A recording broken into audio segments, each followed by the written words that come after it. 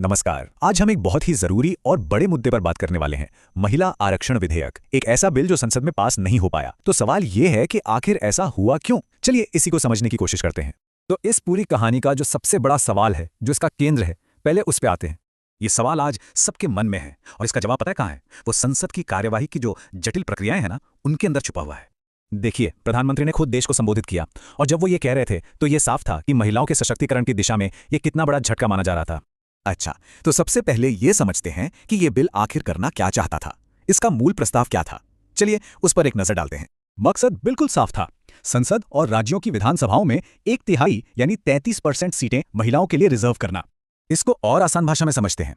मान लीजिए कि हर 100 सीटों में से 33 सीटें सिर्फ और सिर्फ महिला उम्मीदवारों के लिए पक्की कर दी जाएंगी, ताकि राजनीति में उनकी मौजूदगी सुनिश्चित हो। अब कहानी में आता है बड़ा ट्विस्ट। यहीं पर एक बिल्कुल सीधा साधा दिखने वाला विचार असल में बहुत सारी जटिलताओं में फंस जाता है। तो ये परिसीमन क्या चीज है? देखिए, इस शब्द को समझना बहुत जरूरी है, क्योंकि इसी में इस बिल के अटकने का राज छिपा है। परिसीमन का सीधा सा मतलब है चुनावी नक्शों को फिर से बनाना। जैसे जैसे आबादी बदलती है, सीटों के इलाके भी बदले जाते हैं, ताकि हर प्रतिनिधि लगभग बराबर लोगों का प्रतिनिधित्व करे। यहां एक बात साफ थी, महिला आरक्षण के लक्ष्य पर किसी को कोई आपत्ति नहीं थी। झगड़ा इस बात पर था कि इसे लागू कैसे किया जाए और सबसे जरूरी कब किया जाए।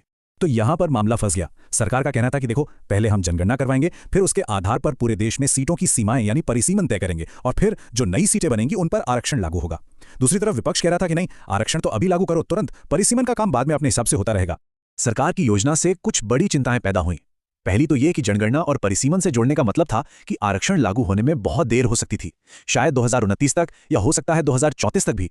और दूसरी एक और बड़ी चिंता थी, खासतौर पर दक्षिणी राज्यों की। उनका कहना था कि हमने तो जनसंख्या नियंत्रण में इतना अच्छा काम किया है, तो आबादी के आधार पर अगर सीटें फिर से बढ़ी तो हमें तो इसका नुकसान हो जाएगा। तो अब इन दो अलग अलग रास्तों के बीच संसद में आखिर नतीजा क्या निकला? हुआ क्या? बिल के पक्ष में 278 वोट पड़े। अब ये आंकड़ा सुनने में तो काफी बड़ा लगता है ना? लेकिन सवाल ये था कि क्या ये काफी था? और जवाब है नहीं। देखिए, ये कोई मामूली कानून नहीं था। ये संविधान में बदलाव करने वाला एक बिल था। और संविधान में कोई भी बदलाव करने के लिए सिर्फ आधे से ज्यादा का बहुमत नहीं चाहिए होता, बल्कि सदन में जितने लोग मौजूद हैं और वोट कर रहे हैं उनका 2/3 बहुमत चाहिए होता है। और ये बिल बस वही जादुई आंकड़ा हासिल नहीं कर पाया। बिल के पास न हो पाने के बाद प्रधानमंत्री ने देश को यह भरोसा दिलाया कि सरकार इस लक्ष्य को लेकर अभी भी पूरी तरह से प्रतिबद्ध है और इसे पूरा करके रहेगी। और यहीं पर हम एक बहुत बड़े सवाल के साथ रह जाते हैं। मंजिल तो सबकी एक ही है, लेकिन रास्ता कौन सा सही है ये अभी तक साफ नहीं है। और इस प्रक्रिया की बहस के बीच एक बहुत बड़ा सुधार कहीं अधर में लटक गया है।